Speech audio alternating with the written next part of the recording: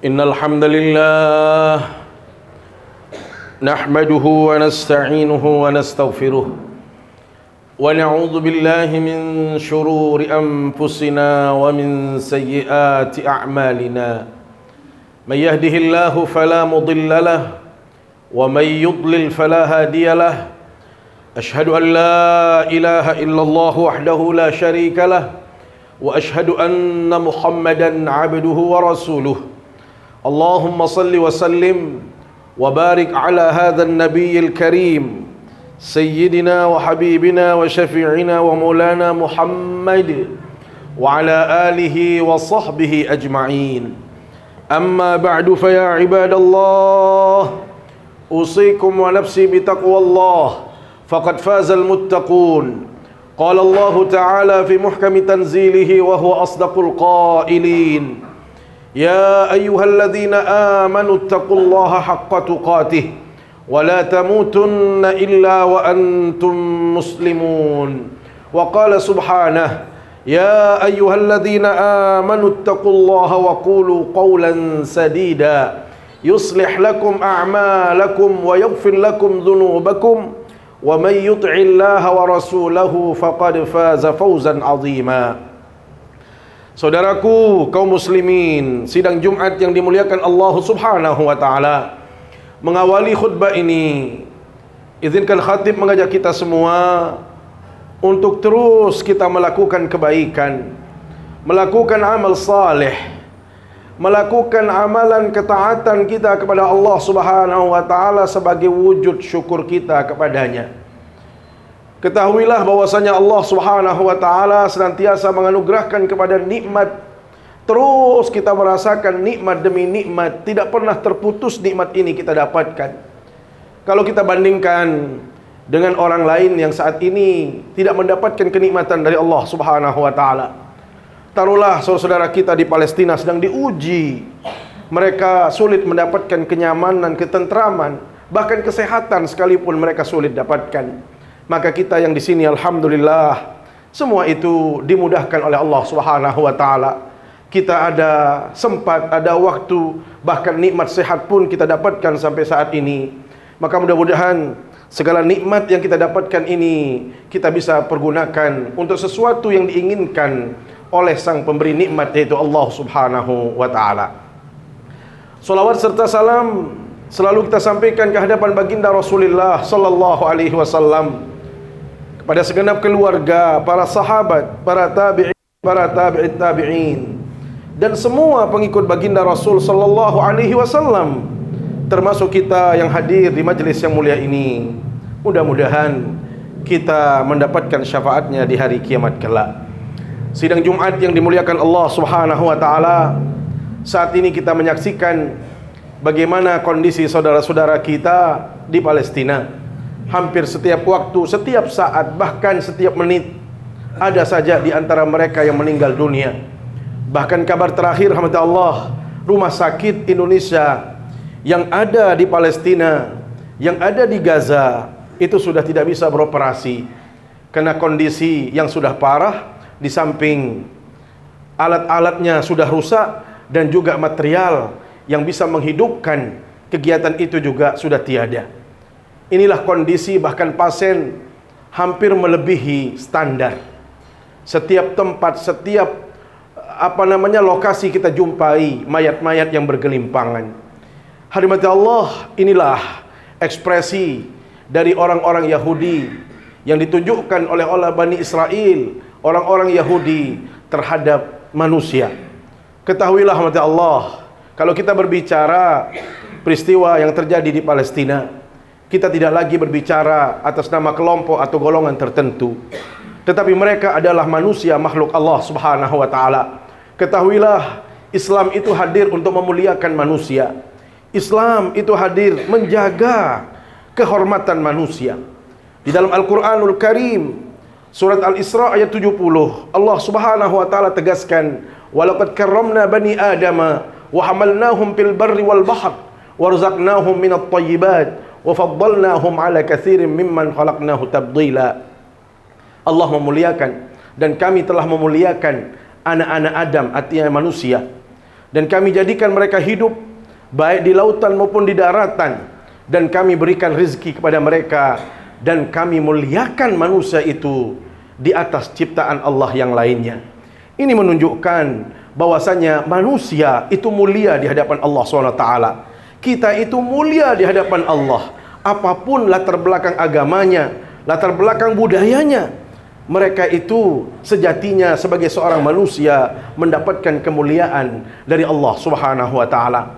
Karena itu di dalam Al-Qur'an juga disebutkan bagaimana Allah Subhanahu wa taala menegaskan, man qatala nafsan bighairi nafsin aw fasadin fil ard faka'annama qatalan nasa jami'a. Barang siapa yang membunuh satu orang manusia tanpa ada sebabnya, atau tanpa mereka melakukan perusakan di muka bumi ini, maka sama saja halnya kita sudah membunuh semua manusia yang ada.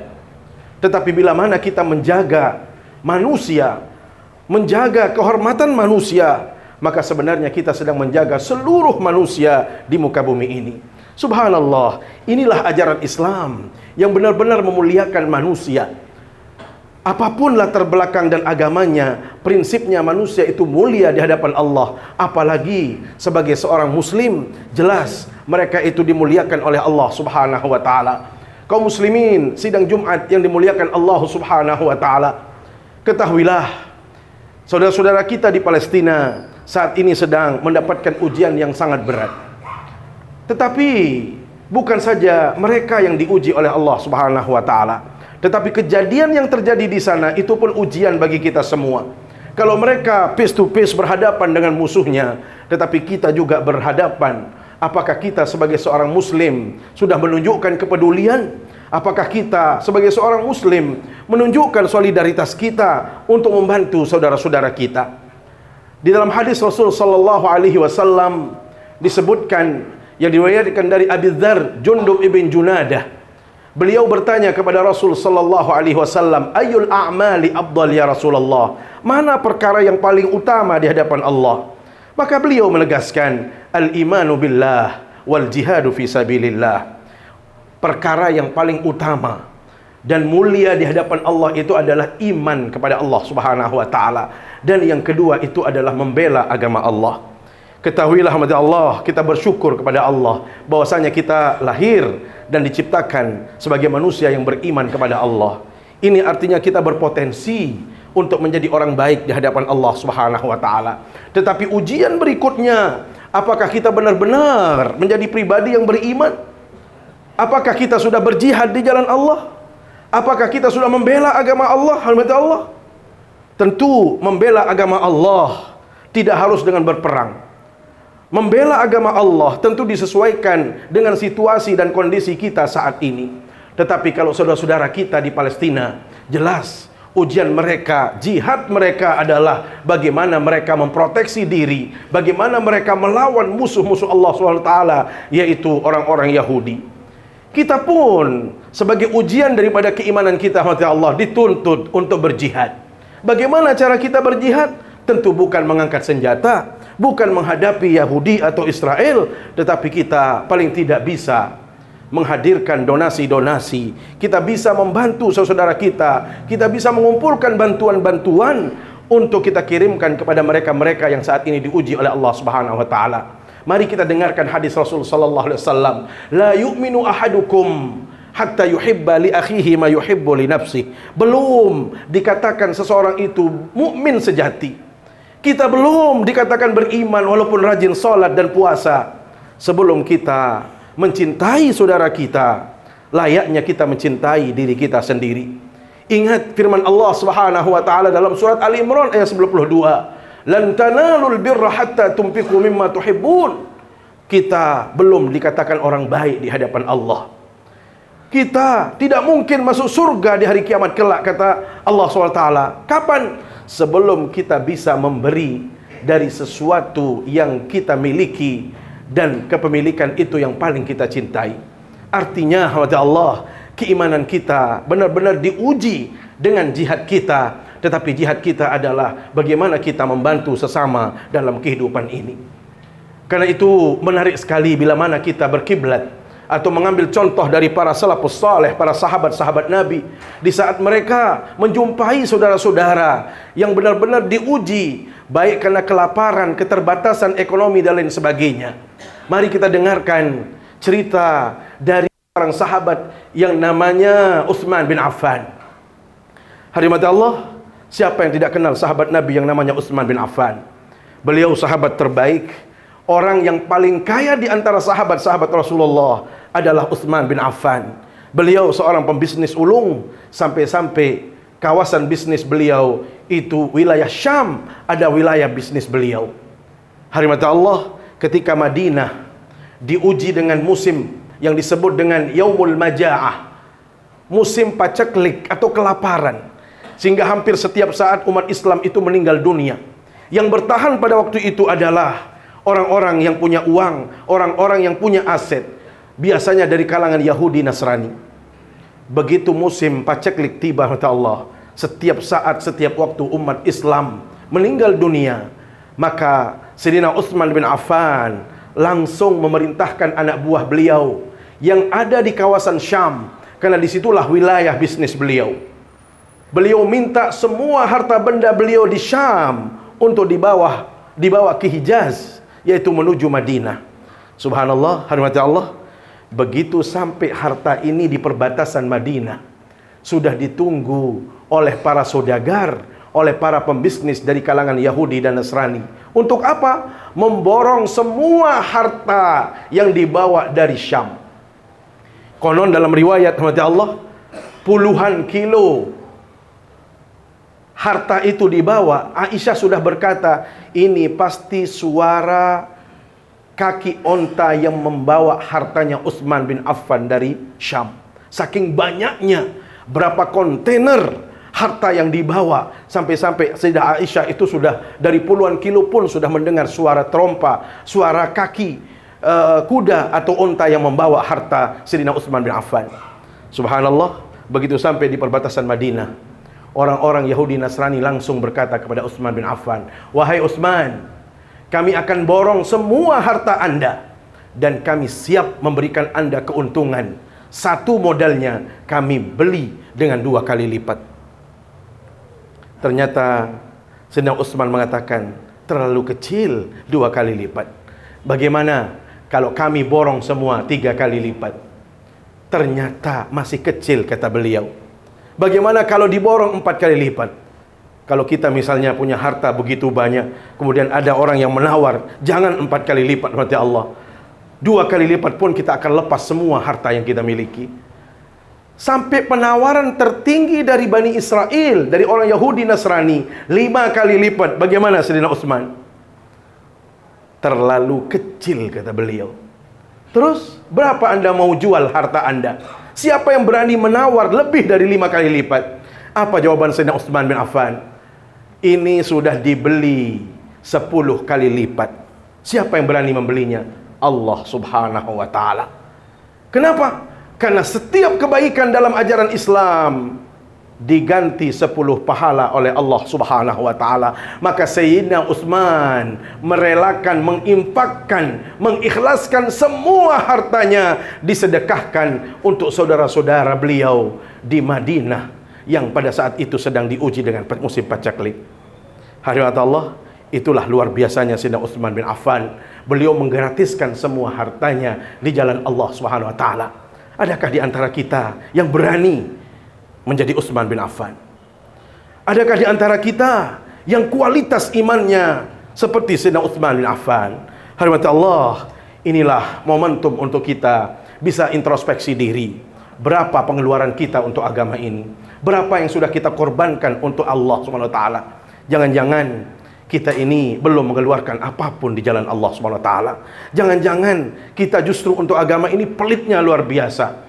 Maka momentum apa yang terjadi di Palestina adalah momentum untuk menggugah hati kita, pikiran kita, dan juga kemauan kita untuk bisa membantu dan berdonasi untuk saudara-saudara kita di Palestina. Mudah-mudahan khutbah ini ada manfaatnya untuk kita bisa menghadirkan dan mengimplementasikan keimanan kita dan jihad kita di jalan Allah Subhanahu wa taala. Demikian, terima kasih. Barakallahu li wa lakum fil Qur'anil azim wa nafa'ani wa iyyakum bima fihi minal ayati wadh-dhikril hakim wa taqabbalallahu minni wa minkum tilawatah innahu huwas samiul alim. Allahumma salli ala Muhammad, Allahumma salli ala sayyidina wa habibina wa sahbina wa sallallahu ala Muhammad. Walhamdulillahi rabbil alamin. Alhamdulillahi rabbil alamin. Wa bihi nasta'inu ala umuri dunya wad-din. والصلاة والسلام على أشرف الأنبياء والمرسلين وعلى آله وصحبه أجمعين. أما بعد فيا عباد الله أوصيكم ونفسي بتقوى الله فقد فاز المتقون. قال الله تعالى في محكم تنزيله وهو أصدق القائلين: يا أيها الذين آمنوا اتقوا الله حق تقاته ولا تموتن إلا وأنتم مسلمون. واعلموا أن الله سبحانه وتعالى صلى على نبيه قديما ولم يزل قائلا عليما، فقال تعالى: إن الله وملائكته يصلون على النبي يا أيها الذين آمنوا صلوا عليه وسلموا تسليما. وارض اللهم على أربعة الخلفاء الراشدين أبي بكر وعمر وعثمان وعلي، وعلى بقية الصحابة والتابعين وتابع التابعين ومن تبعهم إلى يوم الدين. اللهم اغفر للمسلمين والمسلمات والمؤمنين والمؤمنات الأحياء منهم والأموات، إنك سميع قريب مجيب الدعوات وقاضي الحاجات. اللهم أعز الإسلام والمسلمين وأهلك الكفرة والمشركين أعداءك أعداء الدين ومن والاهم يا رب العالمين. اللهم انصر إخواننا المجاهدين في فلسطين، اللهم انصر إخواننا المجاهدين في غزة، اللهم انصر إخواننا المجاهدين في كل مكان. اللهم عليك بأعدائك من اليهود والصهاينة ومن والاهم يا رب العالمين. اللهم شتت شملهم ومزق جمعهم وألقي في قلوبهم الرعب، إنك على كل شيء قدير. اللهم اكتب السلامة علينا وعلى عبيدك المجاهدين والمسافرين والغزاة والزوار من أمة محمد صلى الله عليه وسلم في برك وبحرك وجوك، إنك على ما تشاء قدير. ربنا آتنا في الدنيا حسنة وفي الآخرة حسنة وقنا عذاب النار، والحمد لله رب العالمين. عباد الله، إن الله يأمر بالعدل والإحسان وإيتاء ذي القربى وينهى عن الفحشاء والمنكر والبغي يعظكم لعلكم تذكرون. فاذكروا الله يذكركم واشكروه على نعمه يزدكم ولذكر الله أكبر. أقيموا الصلاة.